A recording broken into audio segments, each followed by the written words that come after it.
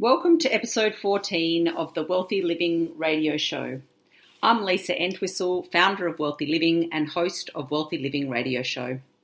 I help open-minded, big-hearted people connect to themselves, others, and the world around them, guiding them to live a wealthy life, both personally and professionally. Each fortnight, I have conversations with a variety of different professionals to discuss topics that cover physical, emotional, and spiritual wellness. We discuss how our choices impact our work, our relationships, and our health, and then together suggest ways to help you live a wealthy life. So mindfulness, once an ancient Buddhist religious practice, has now become a multi-million-dollar industry. From mindful apps to mindful workplace, school and sport club programs, to mindful eating, to mindful sex, to mindful walking, to mindful holidays, and the list goes on. The mindfulness movement has become so big and diverse and seemingly unstoppable, but what's the truth about all the hype? Today, I have a special guest, clinical psychologist and internationally recognised expert in mindfulness, Dr. Richard Chambers, to chat with me about mindfulness and why it's not just the latest buzzword. Richard is a clinical psychologist and international renowned expert in mindfulness, as I said, but he's also the leading a university-wide mindfulness initiative at Monash University in Melbourne, and consults to a growing number of businesses, educational institutions, and sporting organisations.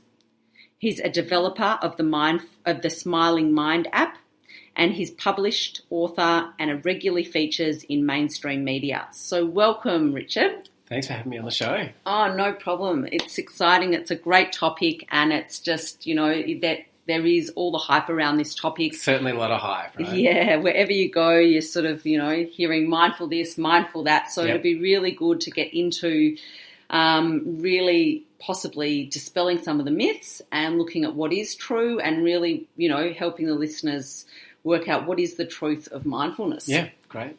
So maybe we could start by you just sharing with the listeners, what is mindfulness? Mindfulness, I say, is being fully engaged in each activity that we're doing, fully present from moment to moment. So really paying attention to what we're feeling, what we're thinking, what we're seeing, and also what we're doing, so that we can be just more fully alive, more fully present. Yeah. So a lot of people, when they think of mindfulness, they also think of meditation. Yeah. Are they similar? Are they the same? Are they different? What's the difference between meditation and mindfulness? Yeah, well, look, they're related. Meditation means attention training, mind training, right? So there are actually lots of different types of meditation. Some of your listeners might have done mantra meditations in a yoga class, chanting a word or a sound and focusing the attention on that. Or perhaps doing visualizations like imagining a beach or a mountaintop or something that's calming and relaxing. So they're both types of meditation because we focus the attention on those things. And mindfulness meditation is a type of meditation where we focus the attention on the present moment through the senses. So anytime we're paying attention to what we can feel, maybe the feet on the floor, noticing the breath coming and going, or paying attention to what we can see or hear or taste or smell, that brings us into the present, gives us an anchor for the present moment. Then when the mind inevitably wanders off, which it does about half the time, research shows, we can bring it back to the body, back to the senses, and we bring it back over and over again. And so we can train that in meditation, and of course anything we practice we get better at. So when we train mindfulness in that way, we get quicker at noticing when the mind's wandered, faster at bringing it back. We start to strengthen parts of the brain associated with being able to pay attention, being able to think clearly and focus. And then in the rest of the day, we can also start to apply mindfulness. Because really the bigger picture, the point of mindfulness is to be fully present with an attitude of openness and curiosity, to be fully engaged in whatever activity we're doing throughout the day. So the meditation, you could say, trains that basic ability, strengthens the brain, but then it's out of the chair or off the cushion, as they say, when we're living our lives. Are we paying attention to what we're doing, or are we just on automatic pilot doing stuff sort of go through the motions, but thinking about other things or trying to multitask and doing this in a distracted way. Yeah, that makes total sense. So just to clarify, so mindful meditation or meditation practice, that's the kind of tool or practice that you're using to then be mindful. That's right, yeah. It's the foundation of being mindful. I mean, we can practice mindfulness formally or informally. So first of all, it's an everyday experience. Like a lot of people, if they reflect on what their hobbies are or when they're traveling, when they're with their best friends, when they're doing things they enjoy, they often notice, oh, that's because I'm just paying attention to one thing. I'm cooking and I'm just enjoying the experience of cooking. I'm hanging out with my best friend. I'm listening while they're talking to me. I'm on a holiday somewhere. I'm in a restaurant eating a meal and it's expensive and I'm tasting every bite. And because you're in the moment, you're not stressing yourself out with worries and concerns and obsessive thinking. And at the same time, you're more fully alive and fully present.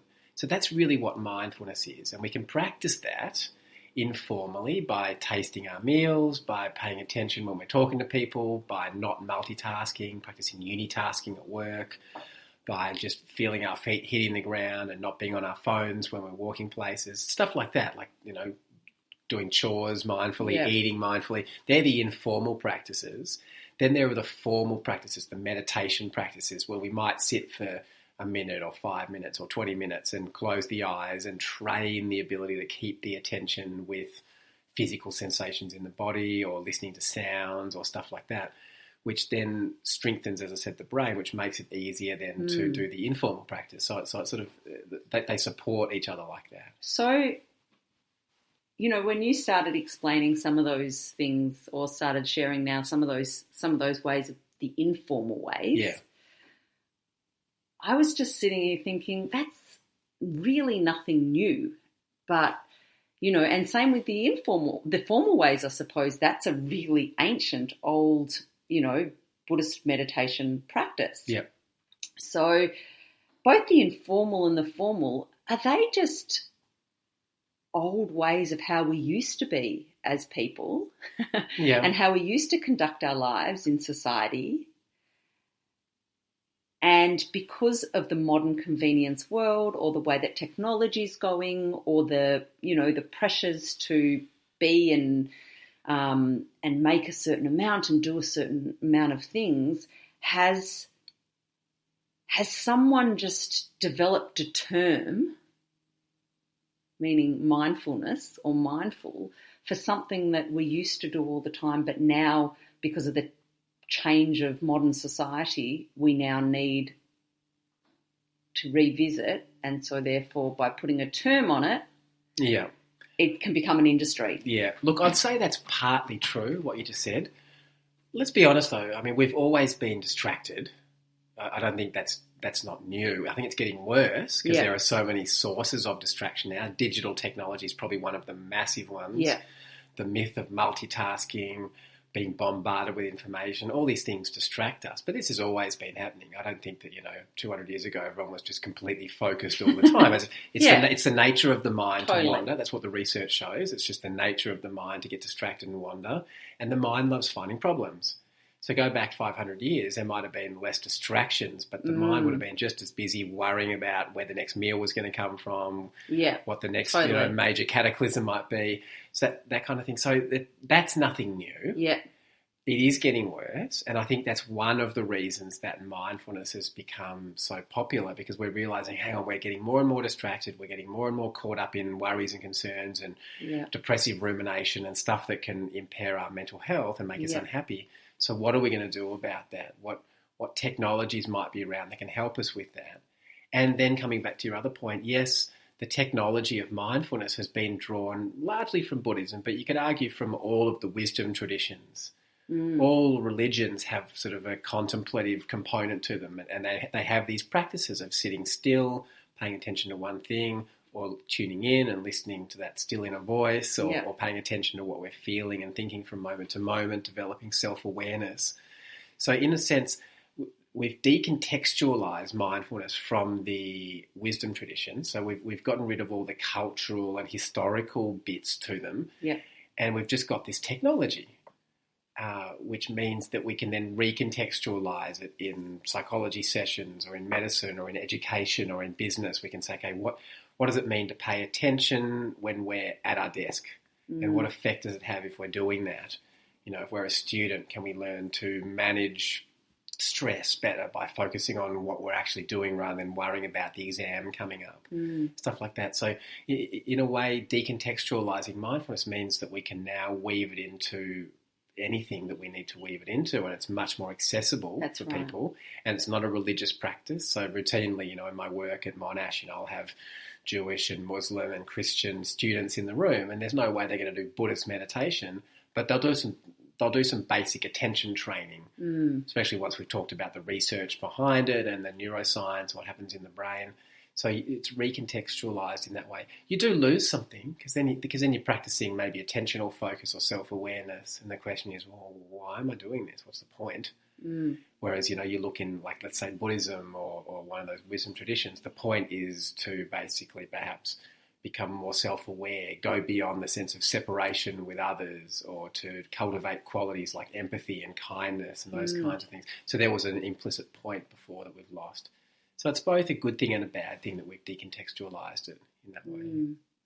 Yeah, I mean, the main point that I think is a real positive in that is that it's become more accessible. Yes. And ultimately, I suppose, no matter what you call something or whether it's exactly as it was in the past, if you take the essence of it and what's good about that, and being able to, even if it is packaging it up in some sort of a way that allows it to be more accessible, then more people use it, then the ripple effect for having a better world and a better society and having all those things which you say we may have lost but maybe we haven't, the kindness and the compassion and the empathy, maybe that is that we haven't lost that those practices, that the more accessible they come, that those things actually become the ripple effect. Yeah, that's right. And the things that we've taken out, the things that we have decontextualized, they're just everyday common experiences and truths. I mean, we all get distracted. The mind loves finding problems. That's true in any culture, in any time, ever. I mean, that's just a universal thing that's happening in the human mind. Yeah. And so if we can see that, then we can say, well, that's causing problems. How do we retrain that habit? And that's really the guts of what mindfulness is. So it's not a spiritual practice or some hippie thing. It's just a very simple approach to training our attention that goes way beyond any of the wisdom traditions that it's been drawn from. That they just provide a bit of context for why it might be useful. But in the same way, you know, in a classroom, the context becomes, okay, can we pay attention while we're learning? How do we manage technology?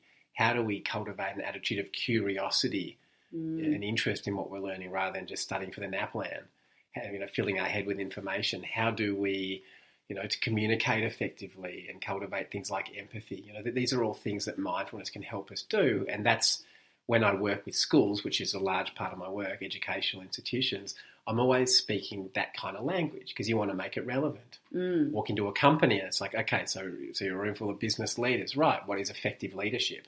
Being able to stay focused under pressure, being aware of values and able to communicate that effectively and to really listen and take feedback from other people. You know, all these like qualities of effective leadership. Okay, mindfulness helps us to do all of those things better. So then, okay, how do we start to practice that? You know, with just like paying attention when we're talking, calming ourselves when we're stressed. So it's about contextualizing in ways that make sense. Yeah, it sounds genius. Something simple that can be so genius, which is awesome. Talking about genius, let's maybe get a little bit more nerdy and talk about the brain. Yes, and neuroplasticity. That's right. Yep. So, you know, these are more even like real scientific words that are even becoming buzzwords. Yep. I mean, there's TED Talks on them. There's articles everywhere. You just almost have to Google neuroplasticity or even mindfulness, and you will be there for days trying to go through all the things that come up. So, talking about neuroplasticity, talking about what's happening on the brain what is the science? What's the scientific information and evidence and studies? What's come out to say what changes in the brain are happening with these sort of practices? A lot is the answer to that. Last year there were 1,400 studies on mindfulness alone, and this year there have been about 700 so far. So we're well on track to meet or exceed that. When I did my honours in 2003, this was right at the beginning of the mindfulness sort of movement sort of starting to take off. I read every paper there was on mindfulness to do my thesis. Good luck in doing that now. Exactly, 1,400 papers last year alone, and it's going exponential. So there's a lot of research to answer your question. Going back to something you asked about earlier, the popularity of mindfulness, I think that mindfulness has become so big for two main reasons. One is because we are increasingly distracted, and we more like higher and higher levels of mental health problems and needing to focus and deal with technology. So we need it more than ever. Yeah. And at the same time, there's just this huge amount of research now around mindfulness meditation particularly, and mindfulness in general, including all this neuroscience showing, it changes the brain. And I think that now that people can touch it, literally almost see it or touch it, and also understand that there's a lot of evidence pointing to the effectiveness of it, I think those two things have made it much more acceptable and much more sort of widespread and popular. Yeah, people like science. People like science. For accessibility, you're going to get a lot more people on board that are sceptical, are going to question, is this just a hype, is this just, a money-making industry? And they want to see the science behind it all. Yes, that's right. Exactly. And when people can understand what's happening in the brain, that becomes very motivating and helps us make sense of what mindfulness is. And humans like to make sense of things. We sure do, yeah. Look, basically, we've got a use it or lose it brain. If we activate a brain area, it forms new synapses or connections between the neurons and literally gets stronger like a muscle. Yep. And if we stop activating a brain area, it just starts to get weaker, right? Yep. So most of us spend a lot of the time, at least half the time, according to the Harvard research that I mentioned before, but my experience would tell me it's more like 80-90% of the time, distracted. Yep. So, but let's take the conservative estimate. Humans spend at least half of their time distracted in default mode. So mental chatter, mind wandering, thinking about themselves, think about things that aren't happening in the moment. Any time we're in that mode, we're strengthening the default circuits in the brain, and that habit's getting stronger and stronger and stronger. Anytime we practice mindfulness, whether we just, focus on one thing at a time, practice some unitasking, taste the meal that we're eating, do some meditation by focusing on the body or the breath or some sensory anchor for a period of time, we're activating different parts of the brain. Like the prefrontal cortex is one of the big ones. Mm. That's the part of the brain just behind the forehead that controls the executive functions. So it's the CEO of the brain, directing attention, which is why if we focus the attention, notice it's wandered off and then bring it back, it activates the prefrontal cortex. And we now know that, of course, that if we activate a brain area, we strengthen it. So every time we pay attention to one thing, whether it's in meditation or in formal practice, particularly in the meditation, we strengthen the prefrontal cortex. So our ability to pay attention then gets stronger. Mm. And that, when we can pay attention throughout the rest of the day more easily, we can think more clearly, our short-term memory capacity increases, we can manage our emotions better because that's the prefrontal cortex turning down the activation of the emotional brain, the limbic brain. We become more self-aware, more aware of our impact on others. So all of these things get strengthened through mindfulness training as we strengthen the prefrontal cortex, right? So it's literally like growing a mindful muscle. And a good thing to keep in mind is we're always practicing something. So we're either practicing mindfulness or we're inadvertently sort of quote unquote practicing unmindfulness. Mm. And it's when we start to practice mindfulness and that prefrontal cortex gets stronger that we start to be able to control our attention better and manage our emotions better and remember better. And that then, of course, has flow-on effects in things like work because we're more focused at work. We're making less mistakes, or maybe we're studying and we're learning more effectively because we're actually listening in the classroom. We're less distracted, or perhaps just with our loved ones, relationships improve because we start to really listen and to perhaps be aware of what emotions we're feeling and what's most important to speak about in any moment. So all these things start to improve just through strengthening the prefrontal cortex. Mm. Wow. So yeah, I mean, it's awesome, and there's just so many benefits that you just spoke about. Then, obviously on the brain level, and it's strengthening, strengthening those muscles to help us. That's right. Yeah. Help us perform better. So I've talked a little bit about performance benefits, obviously, because we can focus better and our memory works better.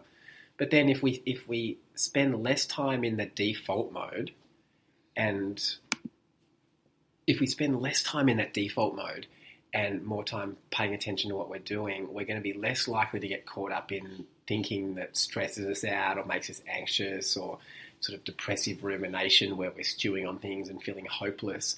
And that's why there's all this research coming out around mindfulness and well-being and resilience.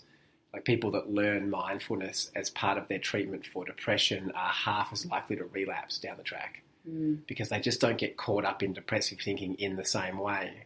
My doctoral research actually found that people who were naturally more mindful at the start of their treatment had better outcomes. So it's great for resilience.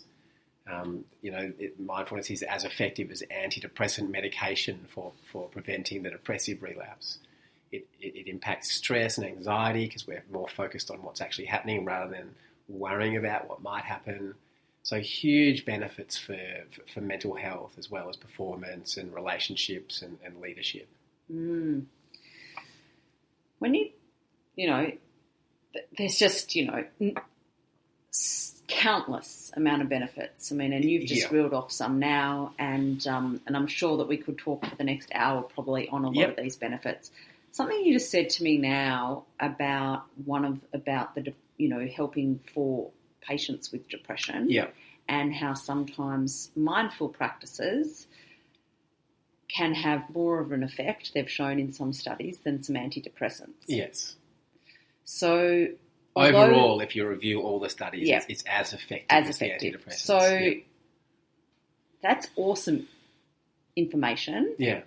But what scares me about that information is having experts and the media and information come out like that. Is there then the possibility of a whole lot of people just taking themselves off medication when perhaps they shouldn't be? Of course, and you need to be very careful with that. Yeah. I started meditating and practicing mindfulness myself because I was depressed. I got depressed in 1999 in my final year of my undergraduate studies, and I never took antidepressants, and I just started to meditate, and very quickly, actually, I started to feel better and be more focused, and my grades improved. And probably about 3 or 4 years of consistent practice later, I just stopped feeling depressed because I just wasn't getting caught up in depressive thinking in the same way as I was before. So I'm probably a biased sort of person when I talk about this, in a sense that I know that mindfulness can resolve at least what was probably mild to moderate depression in my case. I have a clinical practice. I see clients one-on-one, and sometimes they're on medication, sometimes they're thinking about taking medication, and I would never recommend anybody just quit their meds and start meditating. The way I talk about medication is as scaffolding. I think the best possible way to see it, and this is the metaphor I use with my clients, it's like scaffolding. If your foundations are cracked, you might want to put up some scaffolding so that things are supported and the house doesn't fall down. But then unless you want to leave that scaffolding up forever, right, and miss the beauty of the house, you probably want to start to get down into the basement, have a look at the cracks, what's going on. And mindfulness gives us a tool for looking deeply into ourselves. What am I thinking about from moment to moment? How am I judging and reacting to things? What are the stories I'm telling me about myself? Am I relating to myself with compassion and kindness, or judgment and criticism?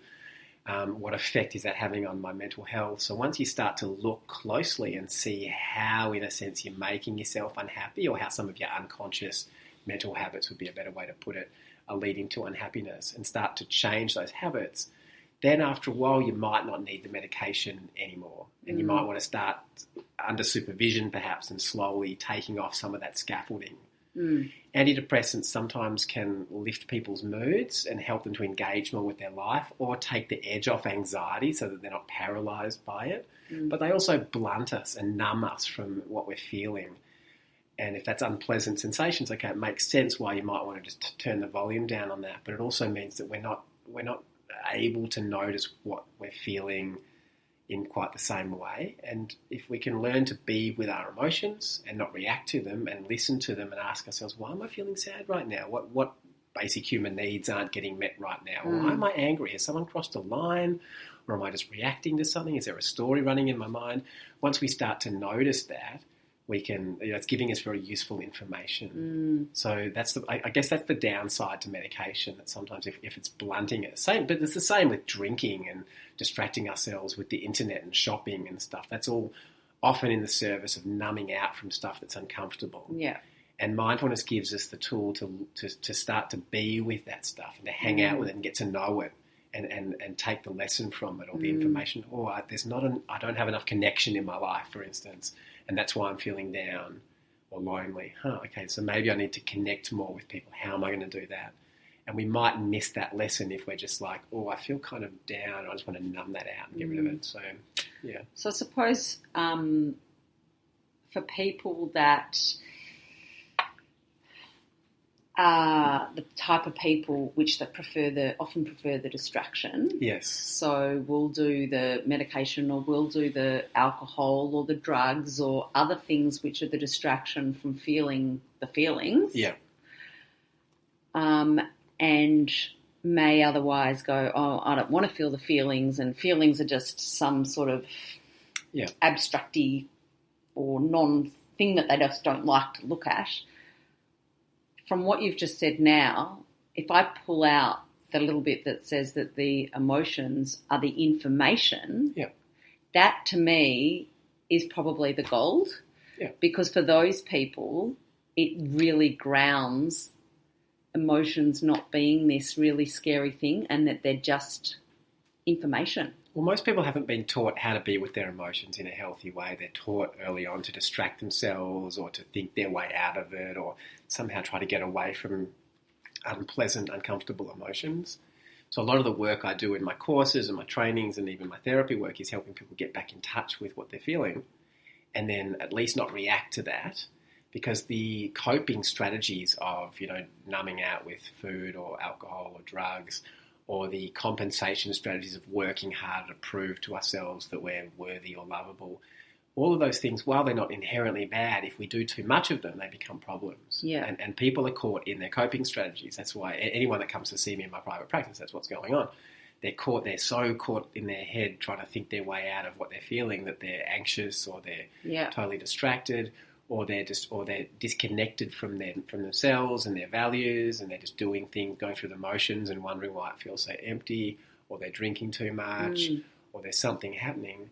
And there's a lot of value in being able to just tune in and be with what's alive in the body, whether it's an emotion, but then to look, okay, what are the unmet needs? Underneath any unpleasant emotion are some unmet needs. That's right.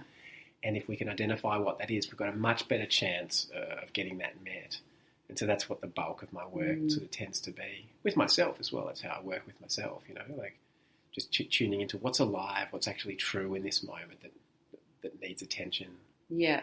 And I think, so I mean, to simplify it, I think there's so many different benefits, obviously, but I think one of the biggest benefits is just that self-awareness and that connection to self and be able to access information that allows us to make, I suppose, more choices or more mindful choices. Yes. And choices that then are possibly value-based choices. That's a good way to put it. Exactly, yeah. Value-based and conscious choices.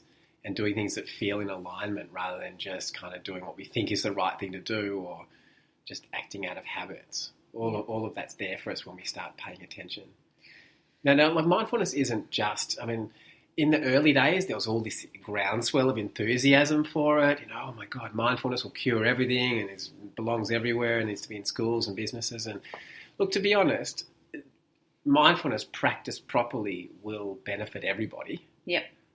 For some people, maybe meditation isn't necessarily the right way in. Yep. It's recognised that even meditation can help people with psychosis or severe anxiety, but you have to tread very carefully. Yep. Right? Sometimes when people start practicing mindfulness, they bump into stuff that they've actually probably been avoiding for a long time, and it can be very uncomfortable. whether that's sometimes being on a retreat, a 10-day retreat or something when you really probably shouldn't be there because of your mental state.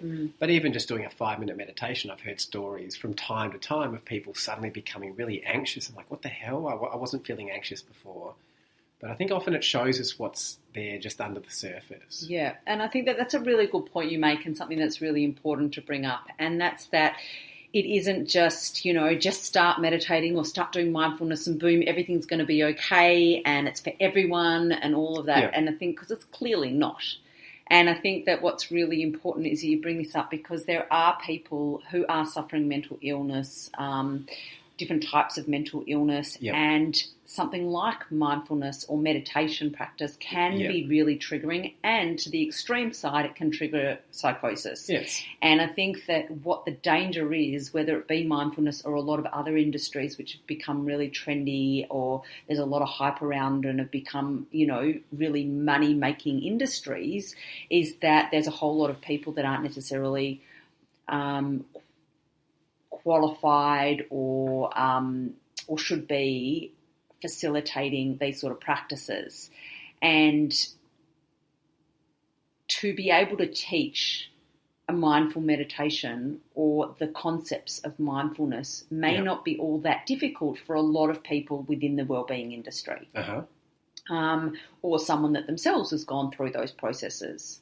So actually teaching the tools and transferring a lot of the information and running visualizations or meditations or all those things may be relatively easy for a lot of people in different professions. But then the next layer is, if there is someone triggered, those people don't necessarily have the training of what to do, how to recognise the trigger, how to hold the space and be open to the fact to even alert people that there's a possibility of being triggered, and what's the follow-up. So is there a possibility that the growth of this industry, which is becoming a global movement, especially within Western countries, has a lot of possible negative implications because the right people aren't necessarily doing the facilitation? Sure. I mean, this is the challenge you face when you're scaling anything, right? Yeah. One of the challenges that you face. When I meditated for the first time in 1999 and got unstuck from all the thinking that was making me anxious and unhappy and getting in the way of me focusing in class, I realised, man, this is something that should be in schools, this should be in businesses, everybody needs this. Yep.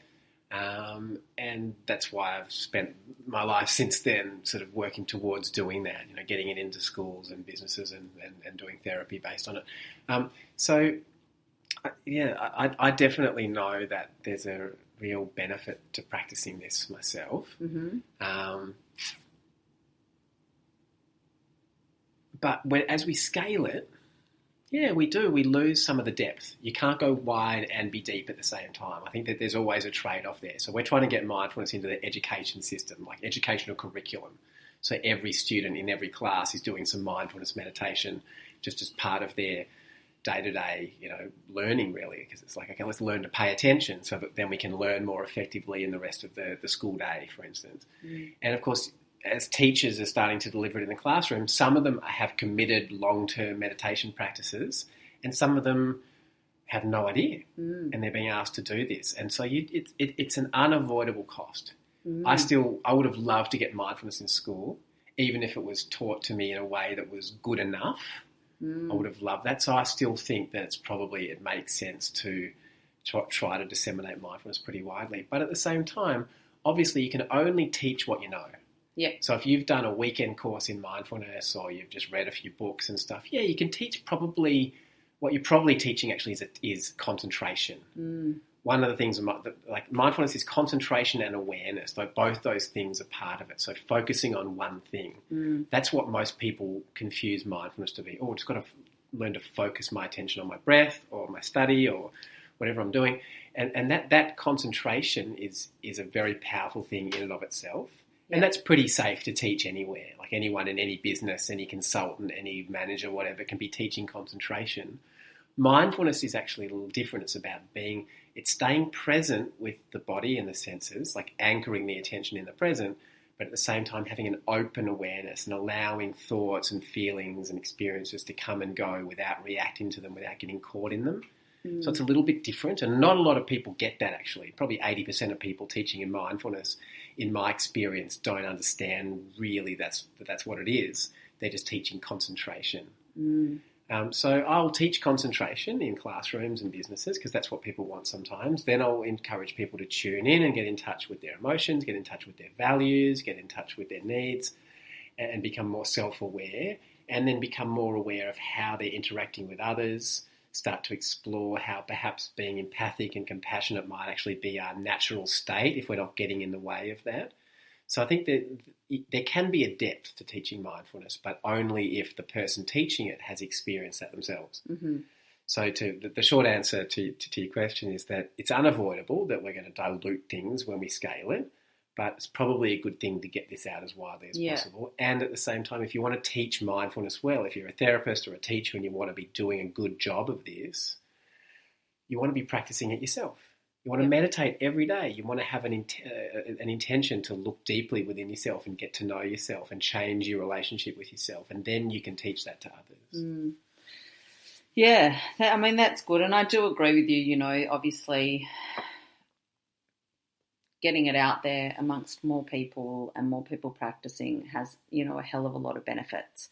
But I think it's important as, because you are one of the people who teach it and you can go the depth and you can see people in clinic afterwards and you can, do follow-ups and you can get information on people before you even do it and background medical and all of that sort of stuff.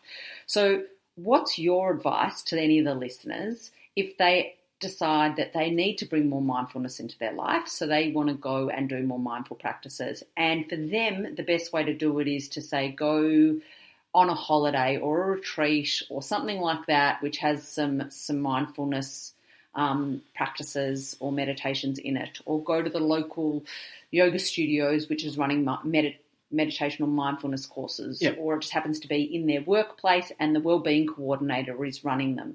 What sort of things, one, should they find out about when it comes to who's leading it, and should they be asking any questions?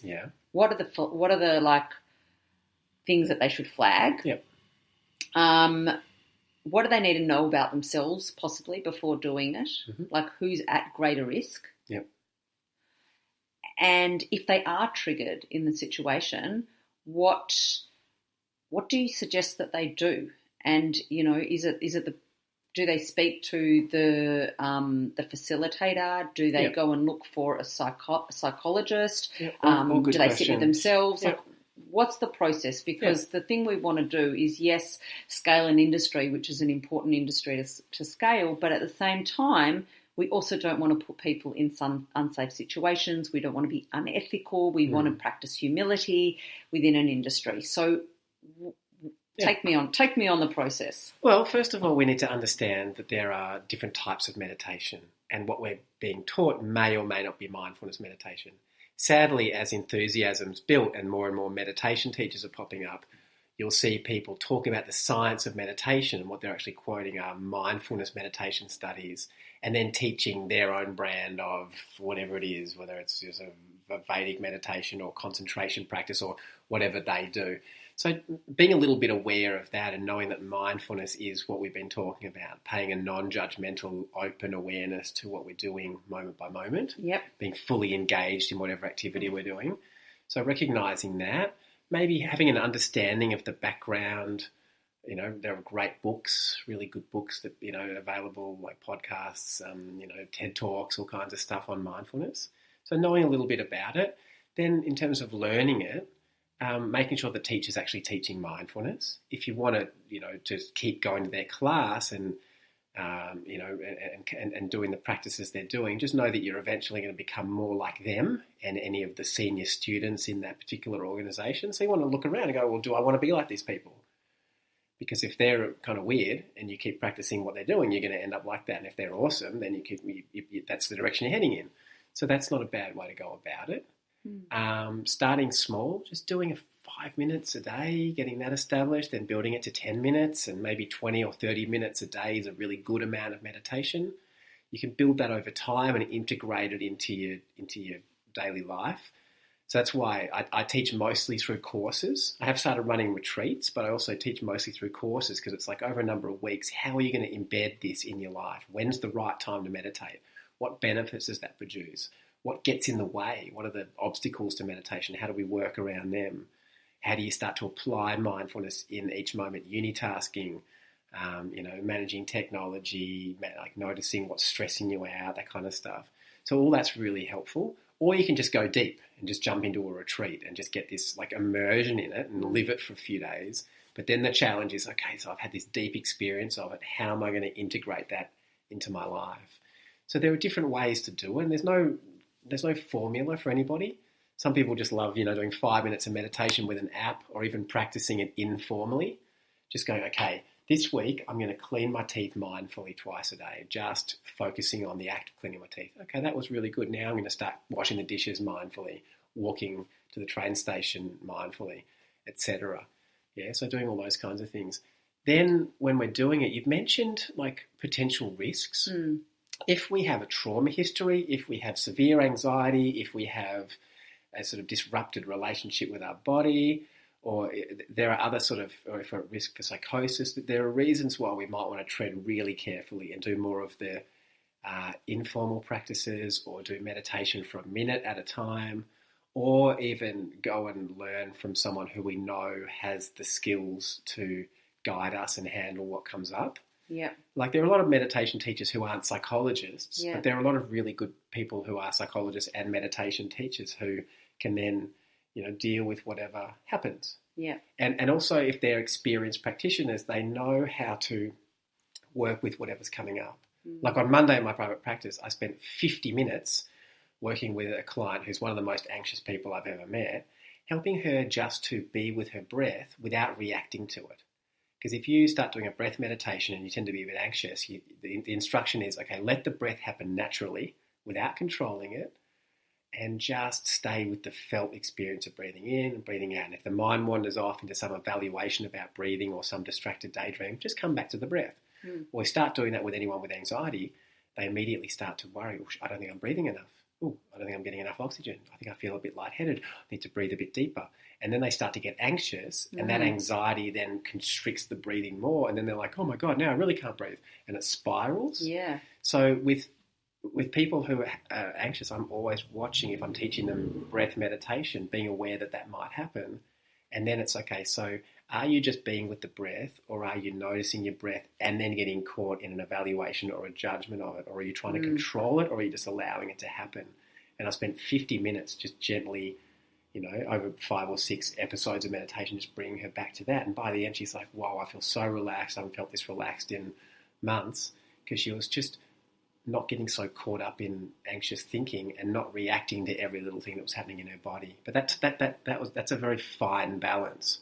And I was able to do that with, a lot of granularity, because it was in an individual session. In a group, I'd be aware of that, but less able to focus on the specifics of it. But that's a good example of, okay, if you just rocked it up into a class and the teacher's teaching mindfulness and you don't know if they're experienced, or if one of your listeners started to teach it, there are nuances and things that you might want to be aware of, rather than just blazing in there going, okay, everyone, let's do some breath meditation. And then a few people in there are kind of freaking out, but maybe not saying anything. Yeah. I mean, this is all like within a lot of industries within wellness. I have a bit of a bugbear with a lot of this stuff, because there are a lot of people who teach a lot of things. Even, I spend a lot of time doing postnatal exercise instruction. And there are a lot of personal trainers out there who get a whole lot of women that are postnatal. They go purely on what the woman wants, which is to lose weight. Yeah, they're doing a fantastic program to lose weight, but they're not taking into consideration all the complications that can happen post giving birth. Yeah. And that's just a very small example. But there are so many examples in the wellbeing industry, because it is such a huge industry, that there is there is a lack of humility within the industry. Yeah. And it's interesting. Every time you say the word industry, something in me contracts a little bit. Yes, because it's a reality, because it is, and mindfulness, wellness in general and mindfulness particularly, is becoming an industry. Yes. And at the same time, it's this powerful I technology know. from the wisdom traditions, and I want it to be everywhere. Yeah. But part of it getting into everywhere, and particularly into the West, is that people are making it into commercial products. That's right. And I do this. I charge for my time, Yeah. so I'm part of that Yes. journey. And it's personally for me, it's a very fine line between charging for my services, but also knowing that this is something that's much bigger than me. Yes. And it's not an industry, so to speak. Yes. But it's this very sort of interesting time, isn't it? Yeah, and it's interesting that you say that, because as I was saying it, my mind was hearing me say the word industry, and it was bothering me as well. Yeah, right. And yet I kind of then had this quick little conversation with myself that said, no, that's okay, because actually it is becoming an industry, even though in an ideal world it would be seen as just lifestyle and the way that we live. And it is. I can't remember the figures, but I remember reading last year about this, and I think it's like projected to be a $20 billion industry, mindfulness in business, mindful leadership this year. I mean, that's huge. And the thing is, somebody's probably going to own the space. Yes. Google or Amazon, or someone's going to like somehow probably own mindfulness. Yeah. And my hope would be that whoever sort of is really leading the charge and publicising it also has some depth. Yes. Like, I know that Google has a big program that they deliver called Yeah. Search Inside Yourself to all of their employees, and that's now sort of franchised and rolled out in businesses and stuff. And I know that one of the developers of that, like the book Search Inside Yourself, Chade Meng Tan, who's the guy that sort of developed that at Google, he's got a lot of depth. So I trust that there's a transmission, so to speak, or there's some depth and some value in that particular program. But of course, I've seen other people and read other people who really don't get it, and they're working in a big business. Maybe they're a coach, maybe they're even a psychologist or something. And there's this very superficial engagement with it, that it's about achieving certain outcomes, it's about maximising productivity, it's about doing more with less, you know. And these are all things, I mean, I say these things when I'm teaching it, don't get me wrong, because it's true, but it's not the full picture. Yeah. Maybe that's the entry point for the most skeptical people in the room. Do you want to 2x your productivity? Yep.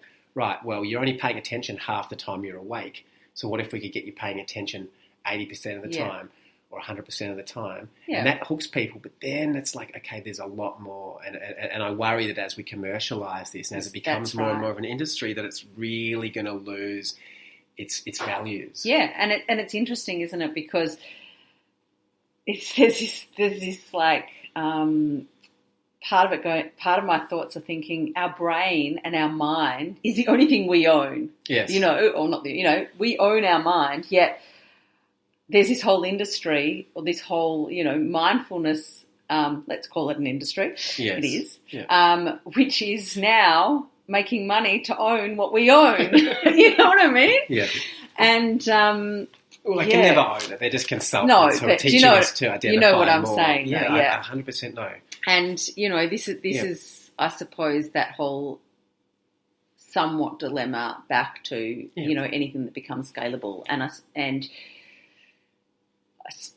if we concentrate on the benefits of it being accessible, and then have conversations like this, and hope that a lot of people listen to take self-responsibility in inquiring who is leading your programs, what state am I in to be doing these programs, be aware that there's possible triggers that can happen, and if there is triggers, what is the next step and who do I go and see and what do I do about that? And as long as I think that we keep be responsible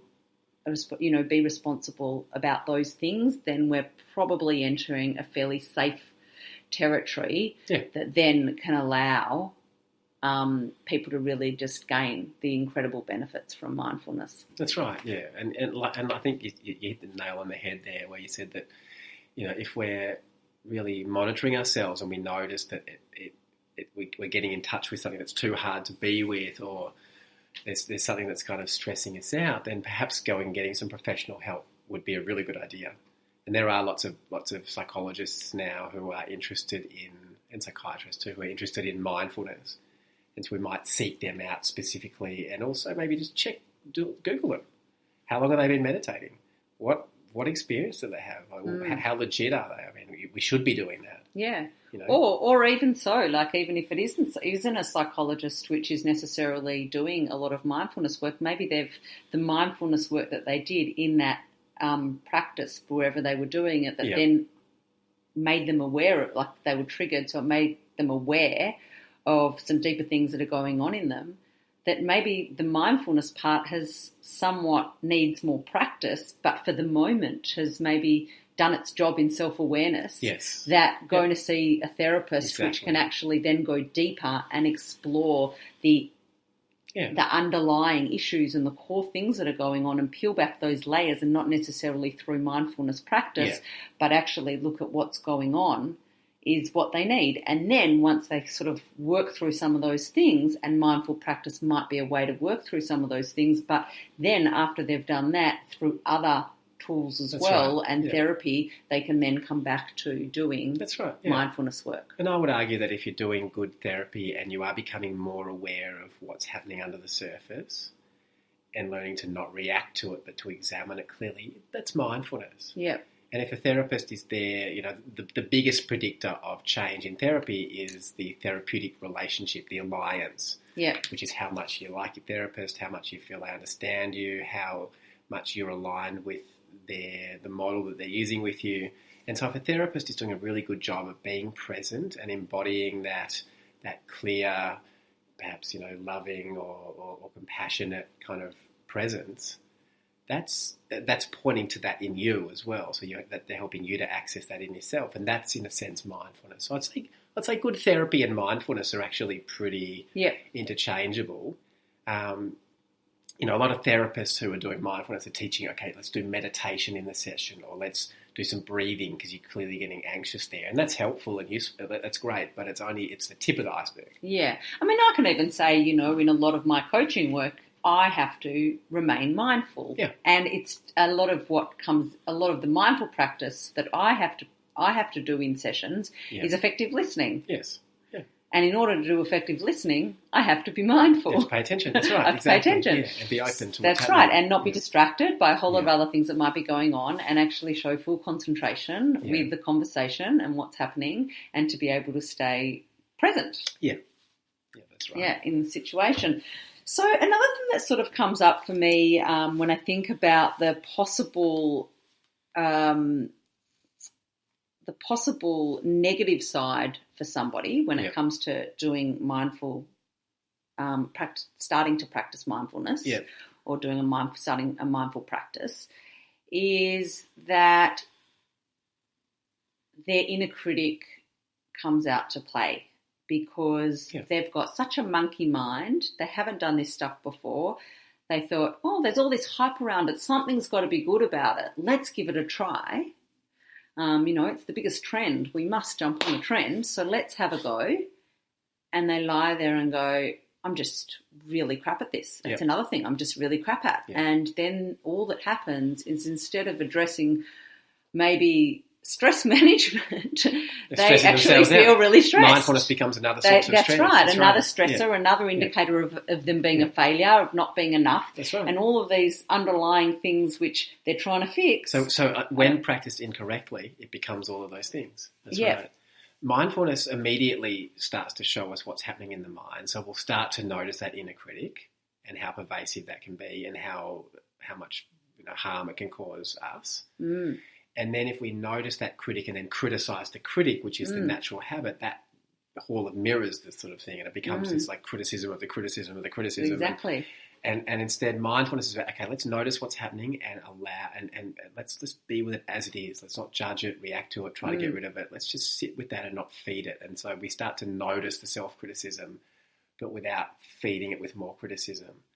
But the other thing that happens, of course, is that when people start to practice mindfulness, if they do it incorrectly, and something that you learn that your listeners should really get, is that mindfulness is not about getting rid of thoughts. Meditation is not about blanking out the mind. That's probably the number one misconception. Right? Meditation means getting rid of my thoughts. Well, that's impossible. If you've ever laid in bed at night time, can't stop thinking, try to stop your thoughts, you know that it has the opposite effect. You end up focusing on the thoughts because you try not to think of them. So it's like that pink elephant thing. Yeah. So instead, with mindfulness, we let the thoughts come and go. It's natural for thoughts to come and go. It's normal to get distracted, but we just want to get better at noticing when we're distracted and then learn to bring the attention back without judging ourselves, without thinking more about the distraction. And once people get that, it's a subtle shift, but a very important one, then when they're sitting or lying and the mind's busy, rather than being like, oh, I'm just not getting this right, this is bullshit, I suck at this, it's like, oh, no, hang on, that's just what's happening. How can I learn to not get so caught up in those distractions? How can I learn to just bring my attention back when I notice that yet again it's wandered off? So it becomes doable in that way. But it's very important that we learn, that we understand what mindfulness is. It's not about getting rid of thoughts. It's just about training the attention. It goes beyond just focusing the attention. It's about staying present and allowing everything to be as it is with an attitude of openness and acceptance. And that's really what mindfulness is. And anybody can practice that in some way. Like, that's not, anybody can do that. Meditation might not be the way in for them. Yeah. But everyone can start to practice that. Yeah. And definitely in the informal practices. That's right. But in the formal practices and the meditation and the mindful meditation, it's all really good and well to understand what it is and what it isn't. But if you look at what it is and go, well, it's okay that it's thoughts that come, but it's about redirecting the thoughts and coming back to center and all of those things. That's great, but what if you just feel that you can't do that still, and you go, I know that that's what I'm supposed to do, but I still can't do that. And what do you mean bringing it back and just observing it and not judging it? What does that actually mean, and how do I do that? Well, all of us get distracted, but like everything, that's on a bell curve continuum, and some of us are less distracted than others. Some of us are really caught in that habit. It's very strong. Any moment that we practice meditation, two things are happening at once. One, we're inherently sort of calming and taming the mind. Mm-hmm. And at the same time, we're seeing all the ways that the mind doesn't want to be in the present.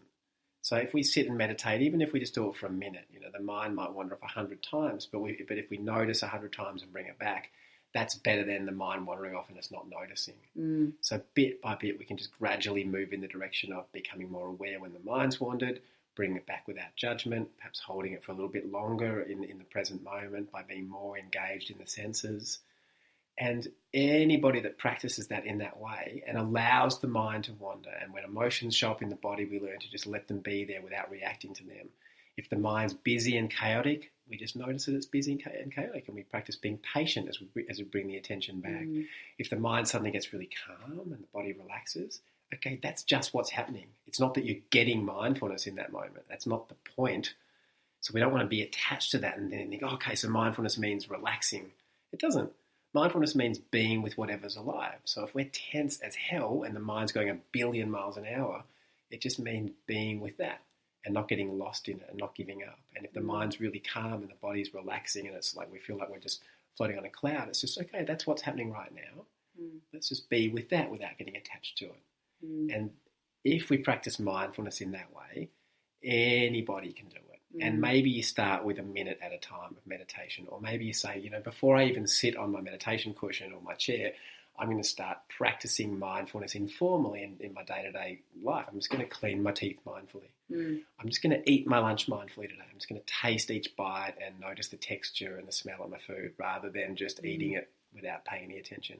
So we just start to move in the direction of being present with an attitude of openness, however we get there. And ultimately, the more we can do that and the more we practice it and do that throughout the day, the healthier we're going to be, the more productive, the happier we're going to be. Yeah. So I think the goal in summary is to try to do things in small steps. Yeah.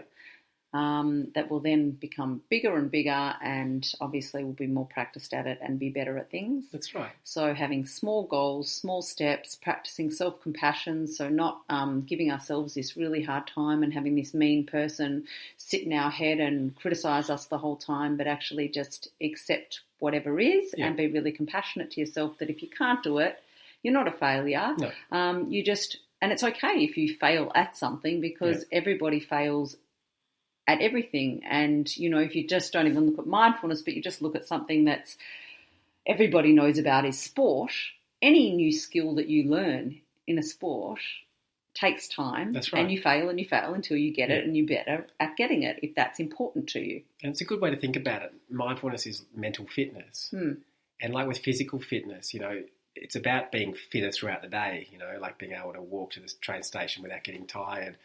But, you know, you might want to do some training in the gym, get your cardio up, get your strength up, and that's the meditation. Then it's, okay, the rest of the day, take the stairs, do all the things that boost that fitness and enjoy the feeling of being fitter throughout the day as well. And I think what you said is really good. Making it, like, starting small. It's consistency. You want to meditate every day, even if it's for 30 seconds or a minute or 5 minutes to start with. Can I just add to that? Yeah. If you're listening now and you think, oh my God, every day, I'm not sitting meditating every day, I think that Richard's probably meaning a combination of informal and formal. And it doesn't mean that every day has to be a formal practice. To have the discipline of a daily practice is a pretty good idea. But to start out, if someone hasn't been doing it to start out? No, well, then you start small. Yeah. What I often encourage people to do is to try to sit in meditation every day, even for a few minutes. Okay.